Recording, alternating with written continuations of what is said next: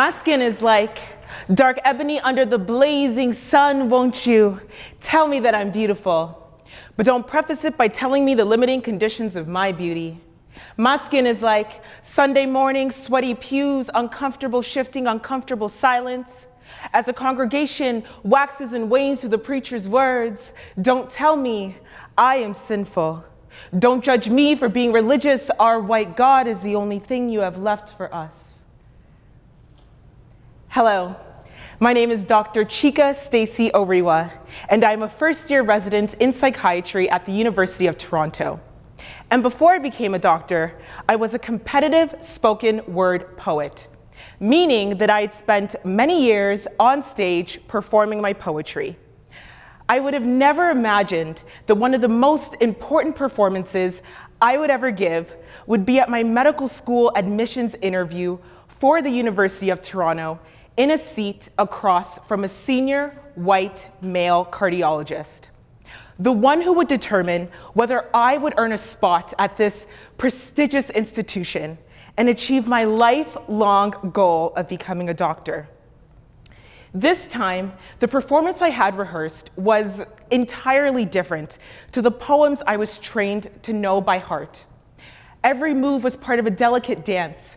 Keep your chin raised, smile, look poised but not robotic, hands on the table and not on your lap, and try to relax. The sterile feeling of the windowless room made me nervous and left me with a cold sweat and intense focus on the gravity of this very moment. My shot at getting into the medical school of my dreams. And despite all the weeks I had spent preparing, nothing could have prepared me for when he combed through my resume, realized that I had recently placed in a national poetry slam competition, and asked me in that moment to perform my very best piece. I was stunned. I did not rehearse for this. And my biggest fear wasn't that I would falter a performance that I'd given dozens of times, but whether I would be able to command this audience, one of the most important audiences I would ever have, with a poem that describes in detail my lived experience as a Black woman and the collective trauma that the Black community has faced. Not one that describes why I would be the ideal candidate for medical school. And as I stood at the cusp of my medical journey, I was reminded of the rule that often polices how Black people navigate professional spaces. One that I'd been told time and time and time again. Be careful of embracing and expressing your Blackness, as this can make some people feel uncomfortable. And as I mentally shuffled through the catalog of my poetry, my poem Skin stood out. I hold this piece close as it not only speaks to my humanity as a Black woman, but also demands an incredible amount of passion in its performance. I could feel my heart racing and my hands shaking, as deciding to share this poem can mean alienating me further from my interviewer and widening the chasm in our identities and experiences. But I knew that standing in my truth as a Black female poet would be the most honest window into my soul and the most clear demonstration of the conviction I can bring to a career in medicine. And so, as I had done hundreds of times before a performance, I clasped my hands, closed my eyes, and drew a slow, steady breath. My skin is like dark ebony under the blazing sun. Won't you tell me that I'm beautiful? And in that moment, the cold sweat gave way to the exhilaration of taking the stage, sharing my crafty wordplay and rhyming skills, and showing this physician the rawest, realest version of myself. Halfway through my poem, the buzzer rang, signaling the final minute at that station, and I held my breath in anxious anticipation for his response. He put the papers down. We shared a long, silent stare before he said, "That was incredible, and I wish you could stick around to finish the piece." And in that moment, I learned that there is a power in standing in your truth and allowing the light within you to shine brightly that others can recognize and respect. I also learned that there is a power in occupying space And by that I mean existing in places where someone like yourself is not traditionally seen. My performance on that fateful day embodies my belief that you should dare to unapologetically occupy powerful spaces. And if you've had the historical privilege of doing so, I dare you to allow those to step in from the margins.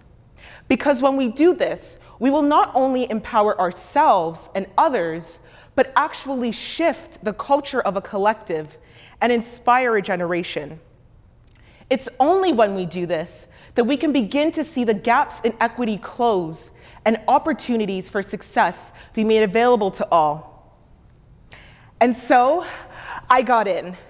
And in the late summer of 2016, I started medical school at the University of Toronto.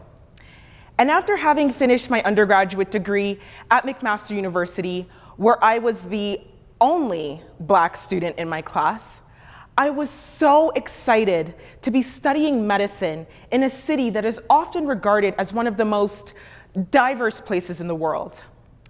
However, I quickly learned that my narrative of being the only Black student was going to continue another 4 years as I learned alongside 259 brilliant future doctors.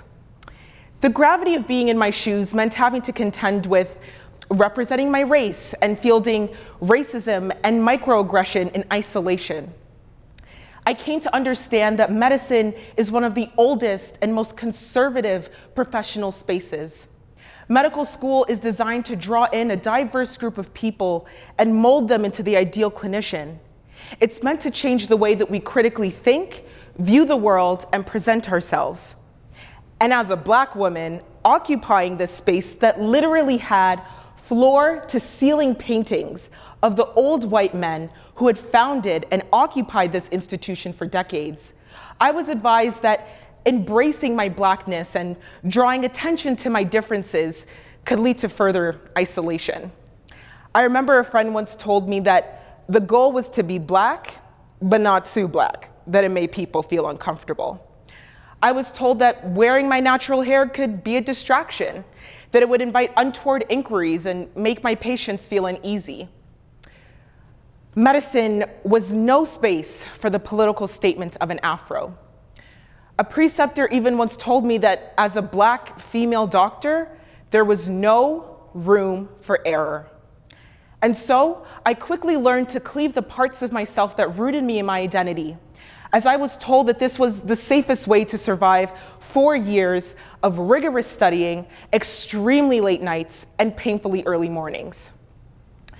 So you can imagine that when I was approached by one of my faculty mentors with the opportunity to share my story of being the only Black medical student for the public launch of a brand new initiative that was designed to improve the chronically low numbers of Black medical students, I was haunted by the reminder that conservative institutions do not like people who challenge the status quo. I was asked to share my story with the media, and going public with my story and openly advocating for an initiative that should not have been controversial, but was, meant risking it all. I remember my friends would tell me that I would be destroying my chances of matching to my dream residency and even prevent me from getting hired as a staff. Despite this, after careful discussion with my support networks, I determined that the risk of staying silent was too great. I dared to move forward and step into the public eye. And in March of 2017, I took the front page of the Toronto Star with the goal of ensuring that my isolating experience at U of T would never again be repeated. And with this publication came a wave of positive reception from the Black community, medical community, and beyond. However, I quickly learned that the risk of speaking up was not isolated to a potential professional fallout, but also meant leaving me vulnerable to online racist attacks. Strangers would openly and brazenly mock me. I remember sitting in my endocrinology lecture and feeling my phone vibrate with a notification.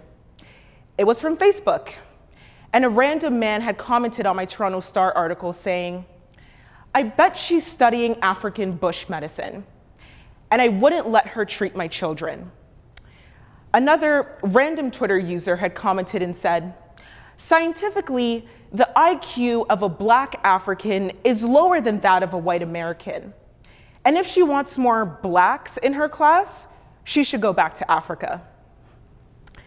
It would have been irrelevant to mention that I was in fact born in Ottawa, Ontario, because this individual was determined to push me back to the margins, out of the public consciousness, away from medicine, and even out of the borders of our nation.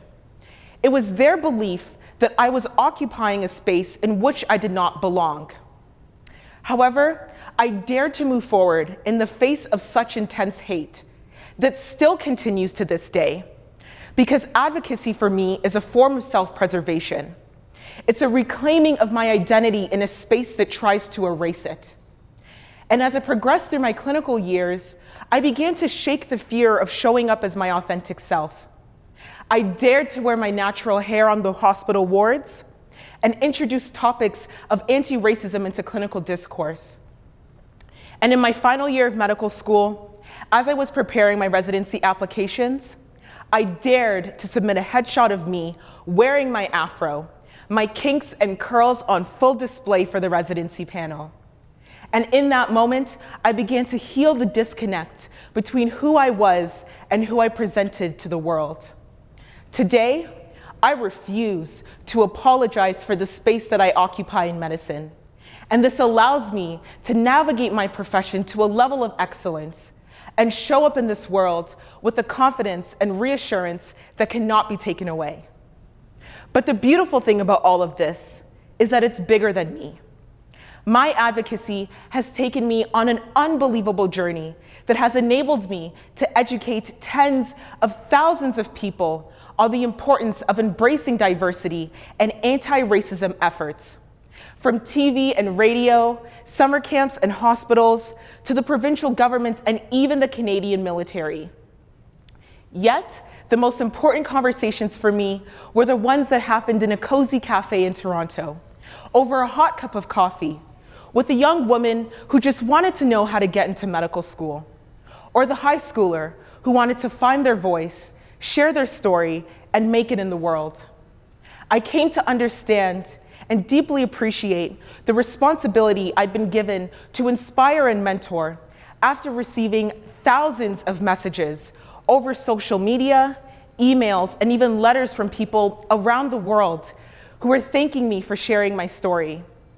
They would say, "I am a lawyer, I am a doctor, I am a teacher, and I wish I could have spoken up about what I had seen and what I had faced."